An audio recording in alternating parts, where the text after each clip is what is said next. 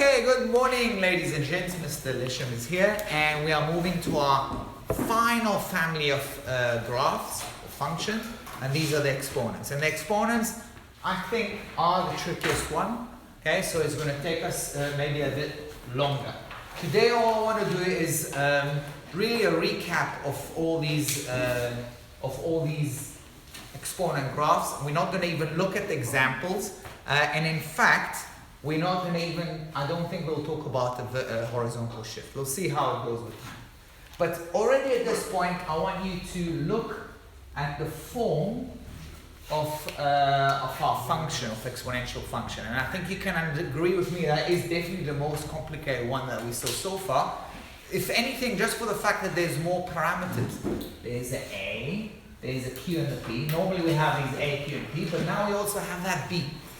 Okay? So actually what I'm going to do now, today, I'm not going to even talk about that P. Or maybe I'll talk about it for a second, but we're not going to focus on it. Let's start with the Q. What is the Q?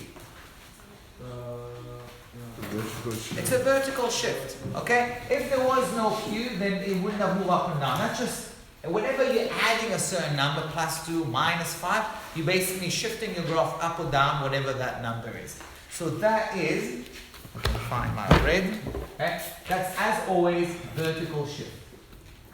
Okay?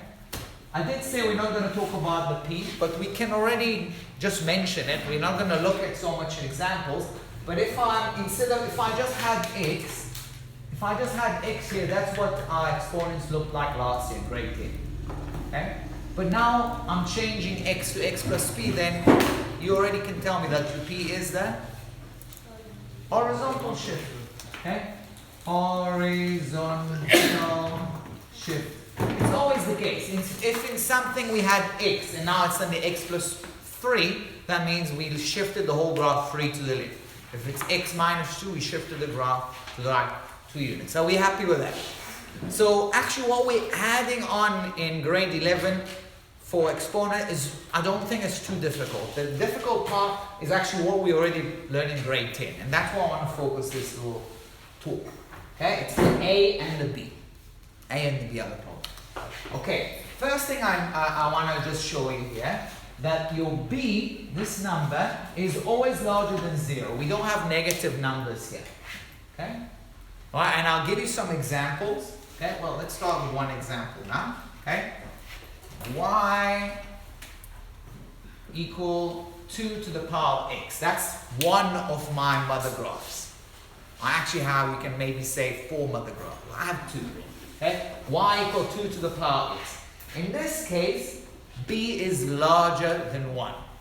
Okay? You can see B is always larger than 0, but there are two cases. Either B is larger than 1, as in this case, or it's a fraction between 0 and 1. Okay? Now, when B is larger than 1, and A is also larger than 0, what we get is, well, I told you, and I did that already when we started the function, but I think it's worthwhile reminding you. What we get is an airplane taking off. Remember that business? Okay? Y equal 2 to the power of X, that's our first mother graph. Okay? It's basically an airplane taking off. We have one horizontal asymptote, Y equals 0. It never really reached this. And it crosses it. It's easy to see what happens when you have 2 to the power of 0. It's 2 to the power of 0. Oh, 1. 1. So the y-intercept is 1. That's the mother graph. Okay? Airplane taking off. Okay? Now, so let's just do it like this. When A is larger than 0 and B is larger than 1, we've got this airplane taking off.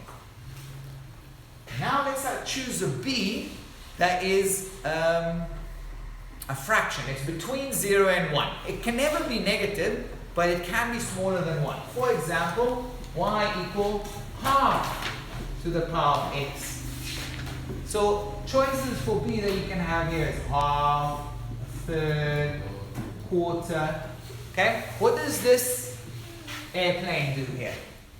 Landing. Is landing. Okay? Just try and remember these shapes. It lands. It's the same thing, but it just lands. Okay? Now I didn't draw it in the same way, but the y-intercept is still what is, if I put x equals 0, what's the y-intercept here? 1. So it reaches the same, and it still have the same horizontal asymptote. Okay?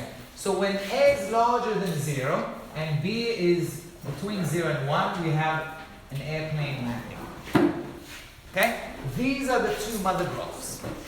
These are the two mother graphs you gotta remember. Now we are tweaking the a. So that should be a smaller than 0, not a smaller than 1. Okay, this was for positive a. Okay, a actually in these cases, what was a equal in my example? What was a equal to? 1. It was 1. I didn't even write it. Okay, I didn't even write it. But sometimes I can choose a negative a. For example, what will be the easiest negative a? Minus 1. So I can say minus 2 to the power of x. I can just multiply this whole thing by minus 1. And in this case, it's going to be minus half to the power of x. Notice that I'm putting the minus out of the brackets because I want to do the exponent first and then time it by minus 1. Okay? I think you already have some good instinct and you will be able to tell me, let's start with that. How would I plot this graph? Minus 2 to the power of x. Flip over the y, the x axis. So that's just going to be flipped over like this. Okay, there is still the same asymptote, y equals 0, but now the y-intercept is going to be minus 1. Minus 1. It was plus 1, now it's minus 1. Okay, every time I multiply a function by minus, it just flips it over. What about this one? Flip. Okay, also flip. Okay, so I don't know if you want to call it. This is a submarine that goes up to the surface. Is that what you said? Hey, and this is a submarine guy's diving in. Okay, I never really thought about it like that, but maybe. Okay, again, this is minus 1. Okay, a Russian ship that just been drowned by. Yeah. Yes.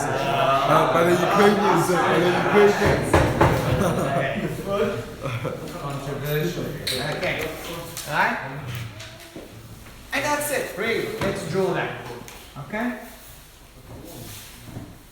Okay, so that's the basic understanding of the exponent that I want you to have. I'm going to stop here. We're not going to get into an example. We'll do that next lesson. Cheerio. Bye-bye.